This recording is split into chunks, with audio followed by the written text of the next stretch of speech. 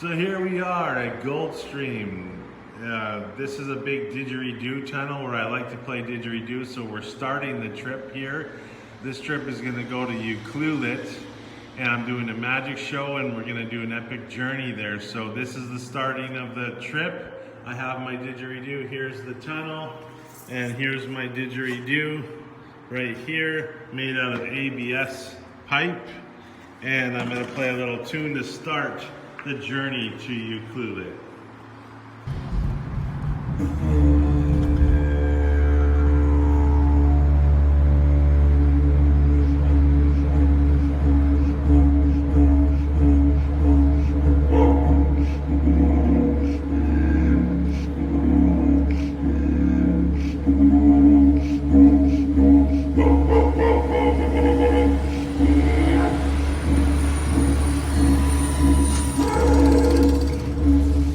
All along the beach right here, especially this spot right here, and this lady that told me about that stone, that special stone with holes in it, that this beach glass is like all natural beach glass. It starts from like this kind of thing where it's more clear and hasn't gotten much like abrasion to it.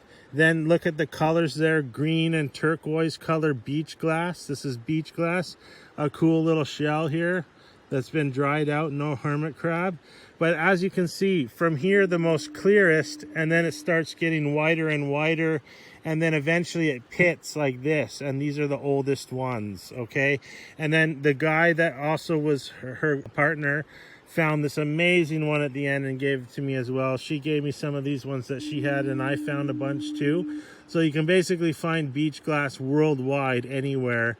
And here we are in Ucluelet, BC, finding a lot in one day. Now this can sometimes, she said, take like, you know, many times of coming out to collect this much, and we were able to do it in like 10 minutes. So it's really amazing time. But if you get this kind of stuff that's not that hasn't been weathered that much, you throw it back into the ocean. Okay, that's the secret to keeping this going.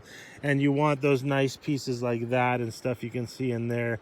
Like this one's a bit more clear here, but this one is really abrased and stuff. So it's awesome beach glass. And of course you can get the colors. So tomorrow morning, I'm just gonna go around here. There's a path, go out back over there, go to that peak over there. And there's actually over, let me just put these in my pocket. Over here, right over here, when you go over there, I'm gonna do the post of this shipwreck there, and they got a plaque and all this, she said, she told me. But if you go out from that plaque there, we'll do an online journey. You walk out here in low tide and you go to that point there. From all over here, you find that special stone that has holes in it.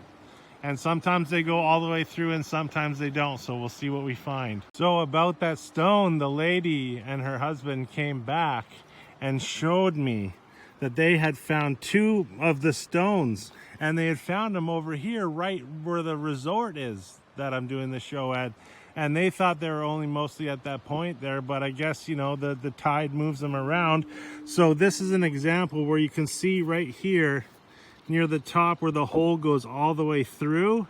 It's not a primo one, but what makes up for it is all these other ones that almost go through a little bit. A pretty good specimen, but now I know what to look for. Okay, I found a giant one here. I'm here in the morning. It's about 7:30. Low tide is at 9.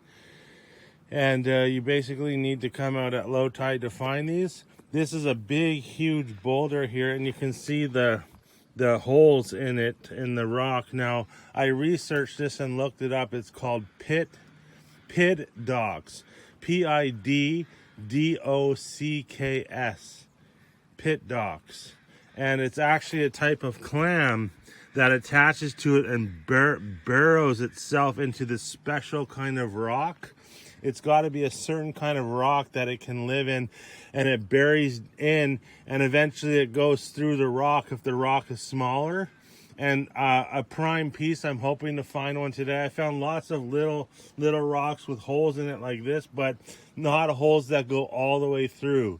These rocks are known to be to bring you luck. They're luck rocks. And if you find one with a big hole, like say like the size of this hole here, and it's just one rock and it's really beautiful. Those are the prime pieces, the most lucky ones. So I'm hoping to find some today in all of these rocks here.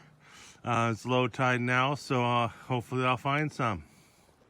This is also a big piece of metal that came from the shipwreck.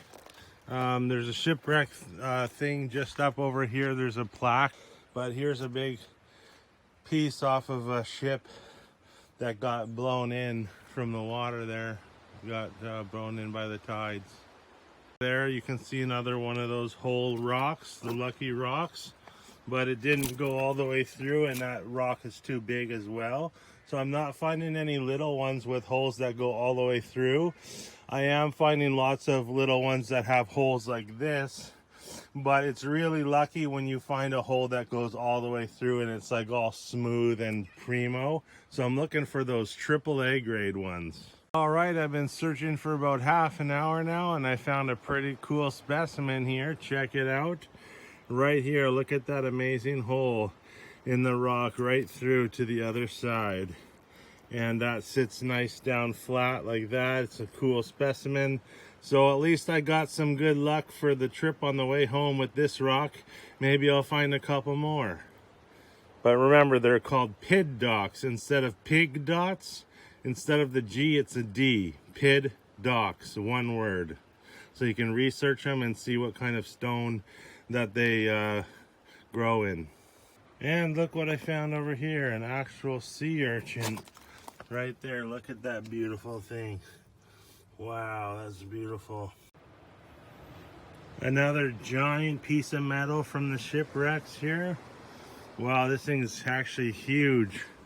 To get an idea of how big this is, my hand way over here, it's actually giant. It weighs so much, and it actually, you know, got through all these rocks and stuff. The tide is so powerful.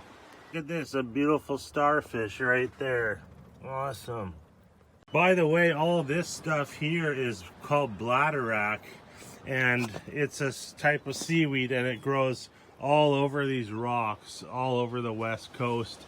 And it's amazing seaweed that can be used for soups, especially these little pods here at the end kind of look like pinchers, but if you squeeze them, there's juice inside, and you can actually use it as natural sunscreen. It's awesome.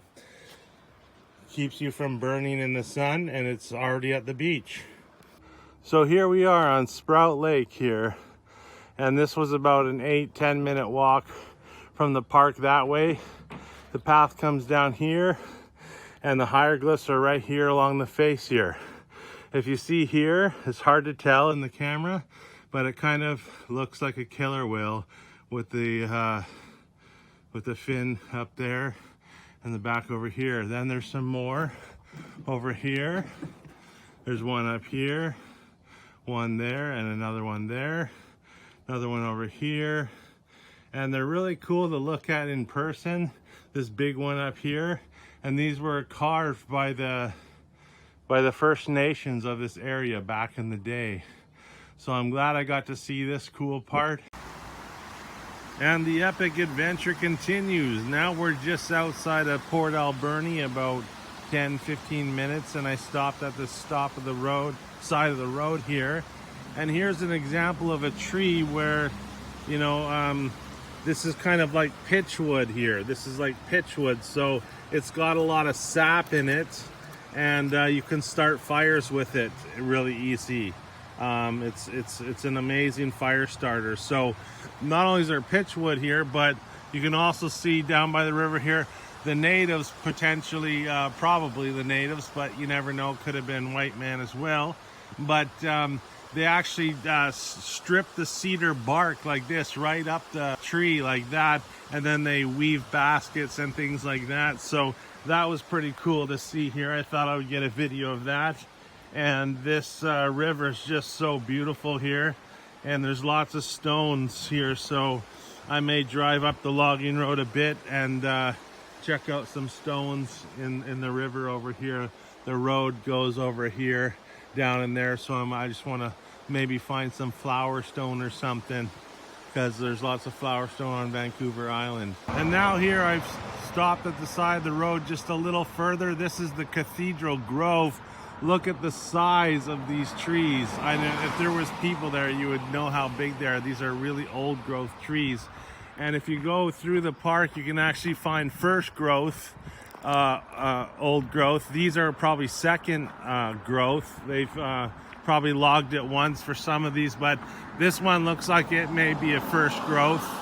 Look how big this one is here. But if you go through the park, you can actually find giant ones that are like twice the size of this one here. I mean, compare it to this tree, which is like a pretty decent size. I mean, look at that. It almost doesn't fit in the camera. And it's just massive, huge old growth trees. So thought I would show you this cool spot. This is part of the epic adventure journey. Now here we are back in the Didge Tunnel for the end of the journey, to finish it off with the didgeridoo again. And here it is after the trip to Ucluelet, the epic adventure. Here we go, a little more didgeridoo.